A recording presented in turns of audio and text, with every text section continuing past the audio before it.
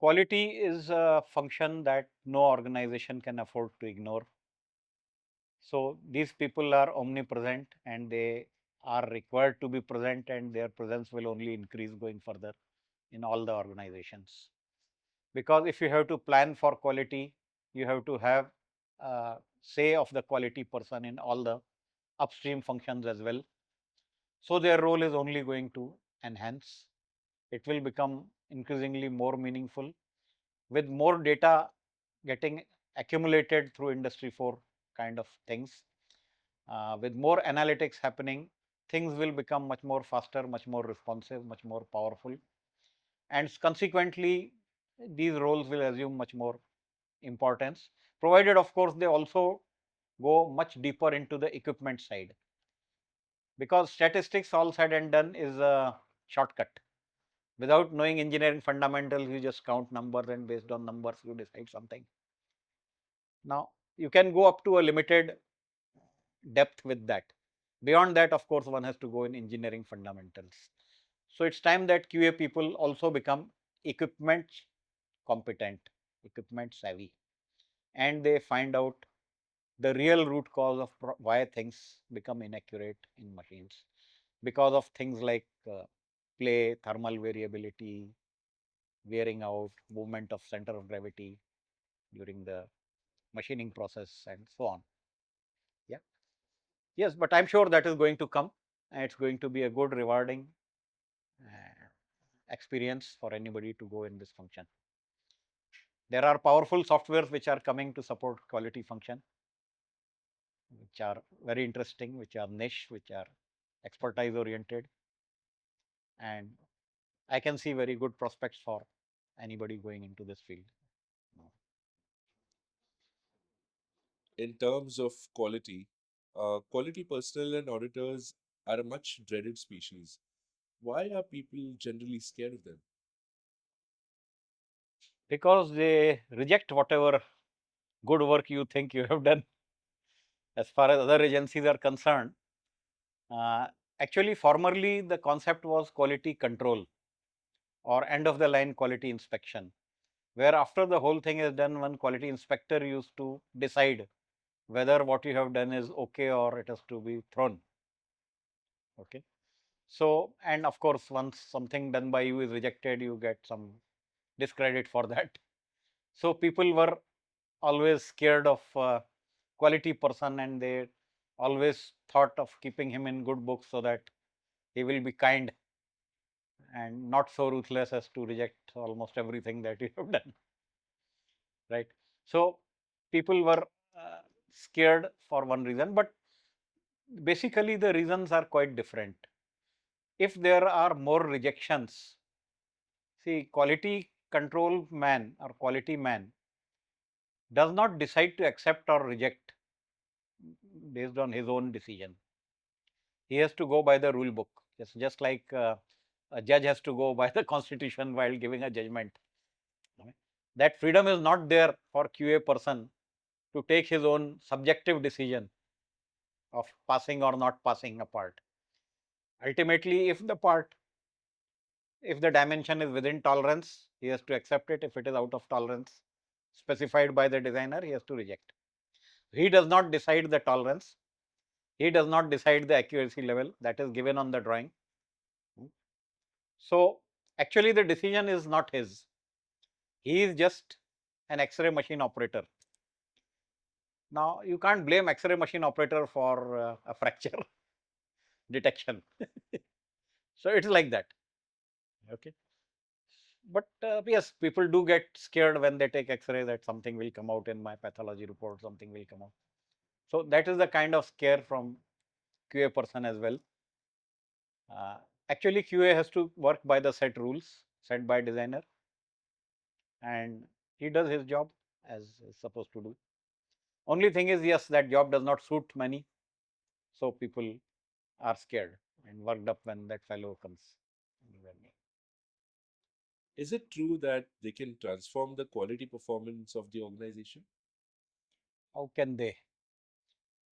They don't decide the tolerances on the drawing. They don't decide the quality of the product specification wise. They don't decide which equipment has to be bought. They don't decide the accuracy of the machine which is there. In fact, they may not even know what is the accuracy of the machine which is there. That they know only through the inspection reports based on the work done by the machine. But directly they do not know what is the absolute accuracy of the machine. They don't see the calibration of the machine by themselves generally. That is seen by maintenance people usually. So accuracy they can't control it, and accuracy, this one quality is a notional thing. Suppose designer gives a loose tolerance instead of 10 micron, he gives 0.1 tolerance. There will be no rejection. But does it mean that the quality of production has improved? It is, I mean, what was specified by the designer, what is wanted by the customer, whether you are able to satisfy the customer requirement. Yeah. That is the real meaning of quality. But generally, there are some practices that designers play over safe. They have tight tolerance. They don't know what the equipment is capable. And QA man stands at the end with a go no go decision kind of thing. Like this is okay, this is not okay. But now that concept is changing a little bit in the sense that from QC we have to move to QA, that is quality assurance. Quality assurance means you don't have end of the line inspection. You may still have end of line inspection, but quality is decided by planning, by prior planning. That is by aligning the tolerances and the equipment capability and the training and competency of the personnel, everything has to align. The manufacturing process has to align so that you get quality automatically. That is quality assurance. That is proactively incorporating quality by design. Okay. So now the game is changed a little bit. So also the role of quality person has changed. Instead of being an inspector, a nasty inspector who just throwing jobs in the bin. Okay. Now we have a friendlier profile who is helping you to maintain quality from start to end. Okay. But the flip side is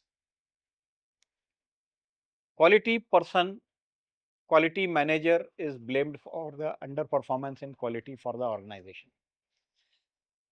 But as I said, neither he is deciding the equipment, nor he is deciding the tolerances, nor he is deciding the production process, nor he is deciding what kind of cutting tools have to be bought, nor he is deciding what kind of personnel have to be recruited for the machines for running the process.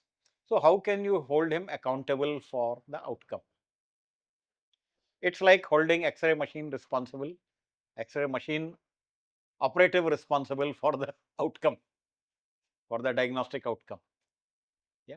But that is what unfortunately has been happening in industry. Quality people are hanged for underperformance in quality, whereas they have no handle on how to improve quality.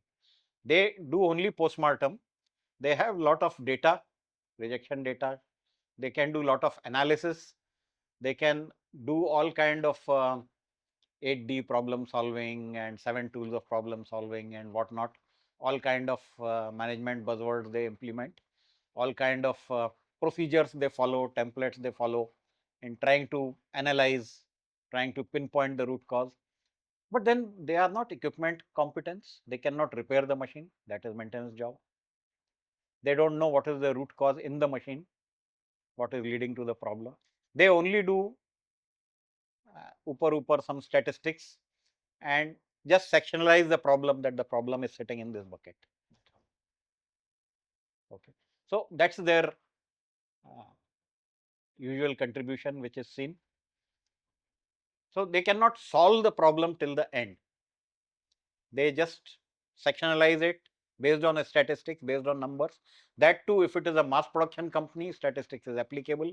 If it is a job shop, statistics is not applicable. You require engineering fundamentals, right?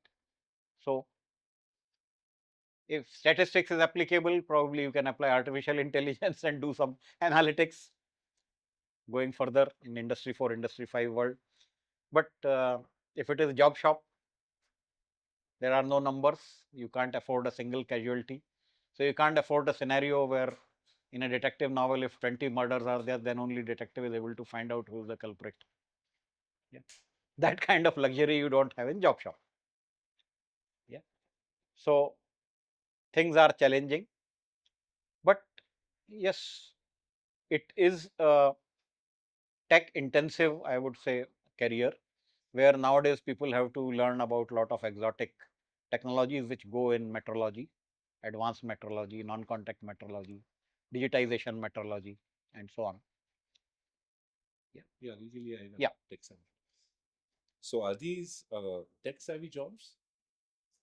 These are nowadays because gone are the days when people use manual gauges for inspection and then they used to do gauge GA, GR, etc., gauge repeatability and gauge this one repeatability GR and R. Nowadays, all those things are irrelevant because most of the machines are automated. Inspections are through CMM or through digitization, through software.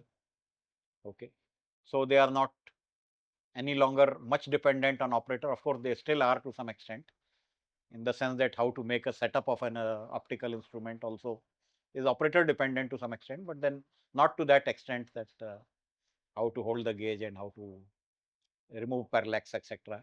Now those factors have gone out of reckoning. So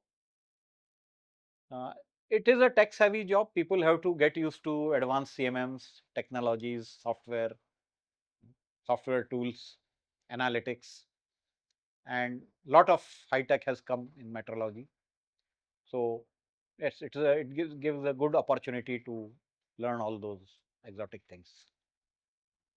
A lot is heard about Six Sigma and SQC. What is your take on this? As I said, these things are based on statistics. So wherever you can apply statistics, you can do these things. But sadly, yes, in project oriented manufacturing, in job shops where you make one off items, you can't apply statistics. So, and in statistics, even in AI, when there are sufficient number of casualties, then only you learn. So that is the flip side with any statistical technique, that it requires certain, there is a learning period. Within that period, there will be some losses. Okay. So yes, that has to be, of course, being minimized by algorithms, intelligent algorithms nowadays, but then still it is a concern. Do they live by the management? Do they live by these management buzzwords? Most of the time, yes, they are seen making presentations based on cause effect diagram, Ishikawa diagram, 7D, 7 tools used, 8Ds, problem solving. Most of the times they are seen making these templated kind of presentations and analytics in trying to analyze and apply SQC tools. So since most of them are, these are all management buzzwords, Six Sigma and all. So yes, they are seen doing that. Now whether or not it is realistic, yeah, is another question. Because end of the day, when you draw a bell curve is drawn for mass produced item when you measure only one dimension. Okay. So you see the variability and you plot the bell curve, and based on that you decide sigma level. Based on that you decide CP/CPK. Fine. But which job has only one dimension? Job will have several dimensions. So what does one do? What does one do when bell curve doesn't look like bell curve? It looks like something else. And there are multiple factors. So things are required to move well beyond this statistical part and this management buzzwords. They have to go, it's time that they go deeper in basics of engineering.